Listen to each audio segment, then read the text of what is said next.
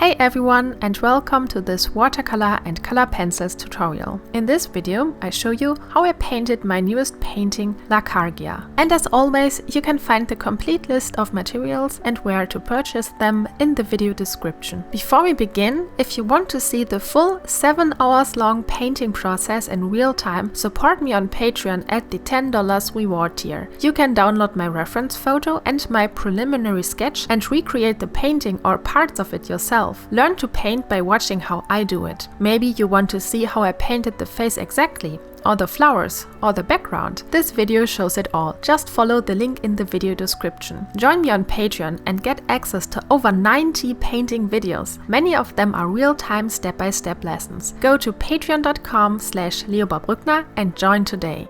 Before I started to paint, I created an elaborate digital composition in Photoshop. For that, I merged together 3 different people and Frankensteined a new person out of them. I used various different photos of flowers for the background and patterns for the porcelain-inspired tattoo on her thighs. This painting is my participation piece for this month's auction at the Bad Apple Artist Collective, and each month we have a different theme. This month's theme is Nightmares versus Tea Time, and I merged both. I decided to add a porcelain-inspired tattoo on her thighs and the body to represent the tea theme. For the figure, I was thinking of a succubus-like creature, which I could find in the Romanian mythology. I already painted once a painting inspired by the Iele from the Romanian mythology, which are nymph-like creatures, and they can be very dangerous. So for the nightmare theme, I picked one of the characters of the Iele again, and they all have different names, which you can use for spells, for example, or for magical rituals, apparently. So this one is called Lacargia. I have no idea how to pronounce the name correctly, so if one of you are from Romania, please let me know how I pronounced that correctly. I started the painting process by filling in all of the skin tones at once. The portrait portion of this painting is relatively small, and that means relatively difficult to paint as well. The larger a portrait with watercolor or other mediums is, the easier it is to paint, at least for me. And some portraits are so small that I can't even paint them and they would look too rough. And for this portrait, I knew I had to concentrate a lot and focus a lot in order to get it to a stage where I would be satisfied with it. And because a lot of things can go wrong, I decided to paint the skin and the portrait portion first. I filled in the body first so that I have the same skin tone on each part of the body. I don't want anything to look different from other parts of the body, so I made sure to fill in everything with the same color. Then I moved right onto painting the portrait portion. The face is relatively light, so we don't have a lot of strong shadows here, and I just added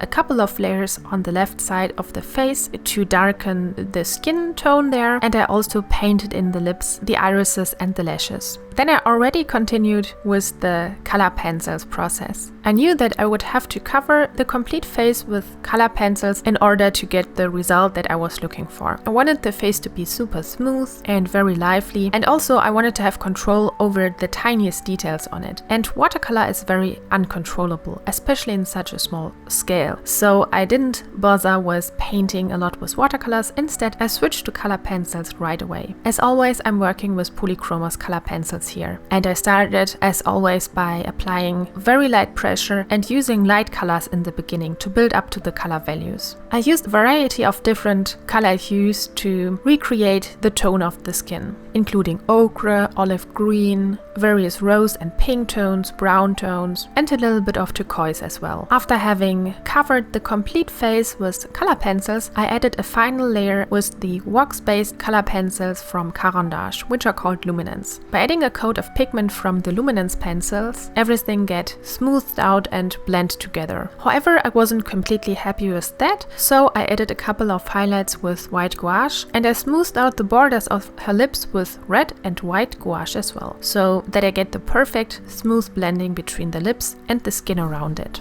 Then I continued with filling in the rest of the painting. I'm working with my favorite watercolor palette at the moment, which is the Komorebi watercolor palette from Mozart, because it has so many striking colors. For example, a range of neon and metallic paints, and I love to incorporate those effects into my painting. I love when I tilt the painting in the light and it shimmers and sparkles, which you can get with metallic colors, and I also want to recreate the brightness of flowers. I absolutely adore flowers and I want to include them in almost all my paintings. But it is very hard to get the brightness of the flowers, especially very bright pink tones, for example, or magenta tones. But the Komorebi watercolor palette is very bright and intense, and by mixing neon colors to rose or pink tones, I get the exact hues that I look for when I paint flowers. So for the hair and for lots of the flowers, I mixed pink and some of the purple tones to fill in those areas. The composition that I created in Photoshop is a very complicated one in my opinion, and in the past I would have been easily carried away by focusing on some of the details and then everything else didn't fit anymore. In order to avoid that and in order to bring everything together evenly and to make a well-balanced painting, I filled out each part of the composition with one layer of watercolor until I had covered the white of the paper. The only exception for that was the face, which I wanted to have finished in the beginning, because in the case I ruined the face, I wouldn't have bothered to complete the painting. I would have just started it over. So I filled in each part of the painting, the flowers, the water around the figure and the butterflies. Next, I covered the face with post-its and got really wild and creative with my splatter effects. Those of you who watched my last video knew that I absolutely adore neon pink and metallic paints, so I mixed a couple of tones that I thought would fit to the painting and I wildly splattered them around. I am always shocked how extremely bright the neon pink is. If I look on my painting, it's almost as if I would have looked into a lamp. The camera or my scanner never catches it properly, so I always have to manually adjust the color until it approximately comes to the original, but the pink is so bright. It's really fabulous. I love it so much. Yeah, so I was very courageous with splatter effects here. Normally, when I plan to work out elements in the background and refine them, I wouldn't add a lot of splatter effects so that they don't interfere with those elements. But here I was courageous and I added a lot of those drops and splashes, but not too much, and I think they fit very well to the painting. After having added the splashes, I continued with the shadows on the figure. I wanted to paint the tattoo as fine as possible, so I had to first work on the shadows and the values on the skin. Here the Komorebi watercolors are the perfect paints to do the job, because it is super easy to make blendings with them. I just had to wet, for example, the area of the arm and add ochre and brown at the borders, and then it could bleed into the portion of the skin. And if I'm not happy with that, I can just lift off the paint until it looks like I intended it to look. It is really super easy, from my experience, to work with the Komorebi watercolors compared to other brands of watercolors. For the skin, I used a couple of different tones, mainly reds, ochre, greens, and also a little bit of blue to make it look more realistic and lively. Then, after having brought the color values to the desired stage, I could start the tattoo, and that was so much fun, although it was super complicated as well. So the tattoo consisted of two different layers, basically one light layer of a lighter blue tone and a darker blue for the outlines. Here I used the detail brush from Neptune, but somehow unfortunately I managed to bend the tip of the detail brush, so it was super hard to make one straight line with it. I will probably have to replace that brush, and after a lot of struggle I finally finished the tattoo and I didn't mess it up, fortunately. Then I worked on the flower elements in the composition. It was not easy for me to decide what to do with the flowers. Of course, I could just paint them all like in the reference photo and paint them realistically, or I could all paint them illustrative or Art Nouveau inspired, where you could only see the outlines. Or I could paint them abstract and just add a couple of loose watercolor layers and they already look good. Or I could do a mixture between that. So you see, that's not really easy to decide. And I know that when I just recreate the reference photo like it looks in Photoshop, it will really never look good. I did it so often and overworked my pieces, and this always looks horrible. Most of the time, the painting looks really good in the middle of the painting process, where you have a lot of loose areas left and you have the freshness of the watercolors. So I was thinking very hard how to solve those problems. And my way to go here was to look on the painting which parts of it already are abstract and what are the elements that are around it. For example, the hair is an abstract area. I planned to leave it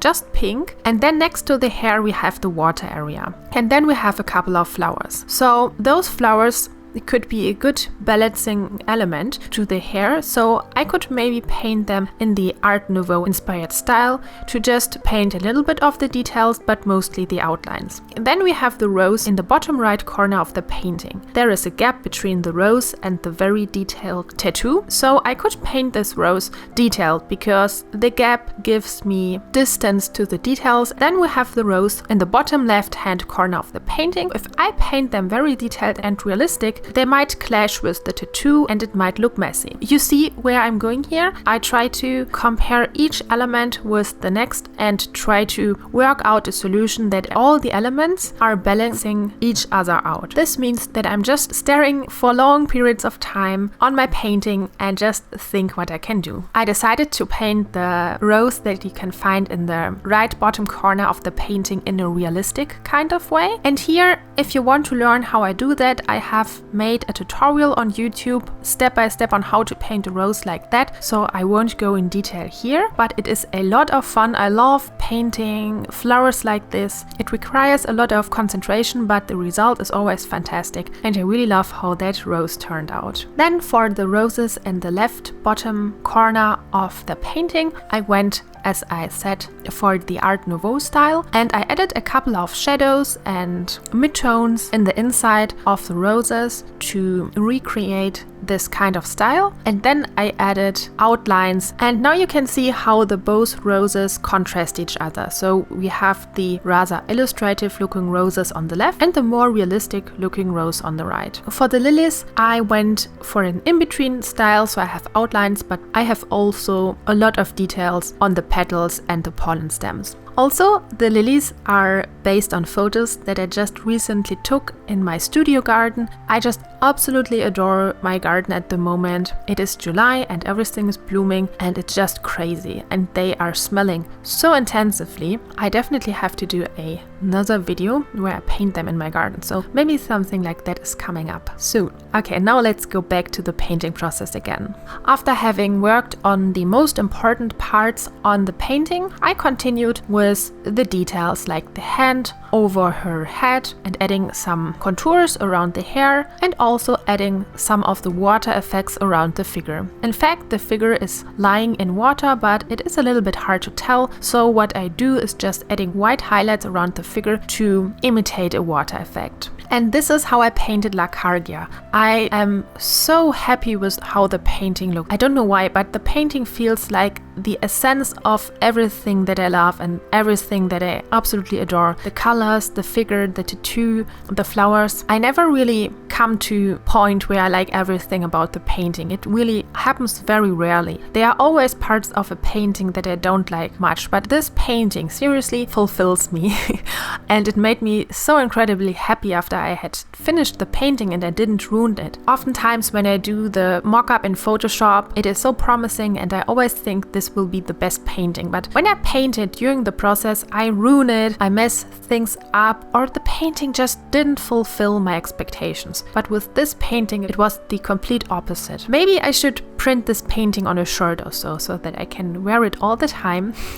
I just love it. I also wanted to let you know that Lacargia will be available for purchase at the upcoming auction on Facebook with the Bad Apple Artist Collective. The auction runs from July 28th, starts at 5 p.m. Eastern Time and ends on July 31st at 5 p.m. Eastern Time as well. If you are interested in bidding on this painting, check out the video description for more info. And again, if you want to see the full 7 hours long painting process in real time, support me on Patreon at the $10 reward tier. You get to download the reference photo and my preliminary sketch to recreate the painting or parts of it if you want to do it. Learn how to paint by watching how I do it. If you want to see how I painted the face exactly, or the flowers or the background in real time, in this video you can see it all. Just follow the link in the video description and join me on Patreon at the $5 or $10 reward tier. By joining me on Patreon, you get access to over 90 painting videos, and many of them are real-time step-by-step lessons. And for the extra portion of art, you might even fancy the art surprise tier. For only $5 more, I send you a beautiful set of 3 unique art gifts each month. I chose the best artworks and illustrations that I created and turned them into beautiful magnets, stickers and postcards, which are not only wonderful decorations for your home, but also are rare collectibles, because once I send them out, they won't be available anywhere else and I don't reprint them. So get your art surprises package this month. So what are you waiting for? Up your painting game and join me now on patreon.com/leobarbrückner.